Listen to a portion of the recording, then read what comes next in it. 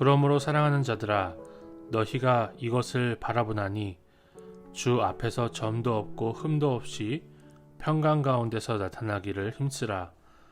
또 우리 주의 오래 참으심이 구원이 될 줄로 여기라.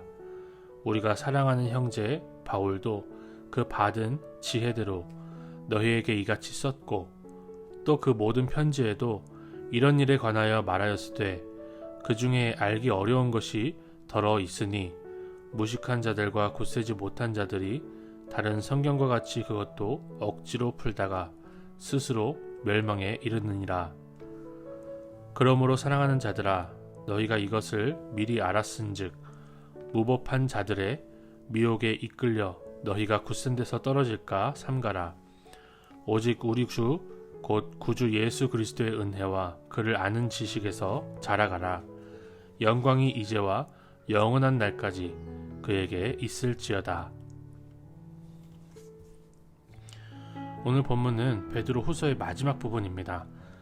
사도 베드로는 그러므로 라고 결론을 내리고 있습니다. 앞서 사도 베드로는 이 세상이 불로 풀어지는 그런 심판을 받을 것과 새 하늘과 새 땅이 올 것을 분명하게 선포했습니다. 그러므로 너희가 이것을 바라보나니, 이것을 바라보기 때문에 점도 없고 흠도 없이 평강 가운데서 나타나기를 이 땅에서 힘쓰라고 말하고 있는 것이죠. 저는 바라보라 라는 이 말씀을 깊이 묵상하면서 첫 번째, 이 세상의 것들을 바라볼 때에 우리가 이 세상의 현상들과 지금 있는 것들을 넘어서서 하나님의 심판을 바라볼 수 있는 눈을 달라고 기도할 수 있었습니다. 우리가 견물생심이라고 하는데 바라보면 바라볼수록 가지고 싶고 탐하게 되는 것이 당연한 건데요. 하나님의 사람들은 그 너머에서 주님이 불을 보내셔서 그것들을 풀어지게 하실 것들을 바라볼 수 있어야 된다는 생각이 들었습니다. 가지고 싶은 것들, 가지지 못한 것들을 바라보면서 한탄하고 아쉬워하는 것이 아니라 주님이 심판하실 그날을 바라보면서 주님이 주신 것에 만족할 수 있는 저의 삶이 되기를 소망합니다.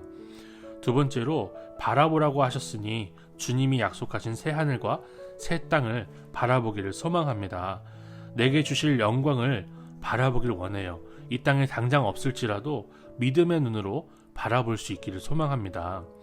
복음서에 보면 주님을 따랐던 제자들이 갈릴리 호수에서 그물을 내려놓고 또 아버지와 배를 두고 예수님을 따랐던 것을 기억할 수 있는데요. 마찬가지로 우리도 주님을 따르며 새 하늘과 새 땅을 바라보면서 그런 것들을 내려놓고 주님을 따를 수 있는, 내 십자 가지고 주님을 따라갈 수 있는 오늘 하루가 되기를 소망합니다. 이렇게 바라보기 때문에 내가 힘써야 될 것은요, 점도 없고 흠도 없이 주님의 평강 가운데서 나타나는 것입니다. 이것을 위해서 힘쓰라 라고 얘기를 하고 있는데요.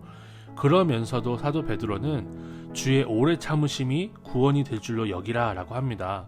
우리가 아무리 힘써도요, 우리는 아직도 점이 있고요, 아직도 흠이 많습니다. 그래서 우리 주님의 오래 참으심이 우리의 구원이 될 줄로 믿고 힘쓸 수 있는 오늘 하루가 되기를 소망합니다. 또 사도 베드로는 바울이 쓴 편지에 대해서 얘기를 합니다. 사도 바울도 그 받은 지혜대로 이같이 썼다, 이것들에 대해서 썼다라고 얘기를 해요. 구약 성경과 마찬가지로 사도 바울이 쓴 것도 알기 어려운 것이 있다고 합니다. 이 성경은 알기 어려운 것들이 분명히 있습니다. 그런데 그것들을 억지로 풀지 말라고 해요. 억지로 풀기보다 하나님의 은혜로 풀어야 된다는 것을, 하나님의 은혜로 알아듣게 된다는 것을 사도 베드로가 마지막으로 권면을 하고 있습니다. 하나님의 은혜 없이는 우리가 큐티를 할 수 없어요. 하나님의 은혜 없이는 나의 죄를 깨달을 수도 없습니다. 억지로 사는 사람들, 억지로 힘쓰는 사람들이 아니라 은혜로 흠도 없고 점도 없이 주님 앞에 나타날 수 있는 우리 모두가 되기를 소망합니다. 주님을 아는 지식 안에서 자라나기를 소망합니다. 하나님 아버지, 우리가 이 세상 것들을 바라보기보다 주님이 약속하신 새 하늘과 새 땅을 바라보길 원합니다. 그래서 우리가 이 땅에서 점과 흠이 없이 평강 가운데서 나타나기를 힘쓰게 하옵소서. 매일 주님의 은혜를 구하며 주님을 아는 지식에서 자라게 하옵소서. 예수님의 이름으로 기도드립니다. 아멘.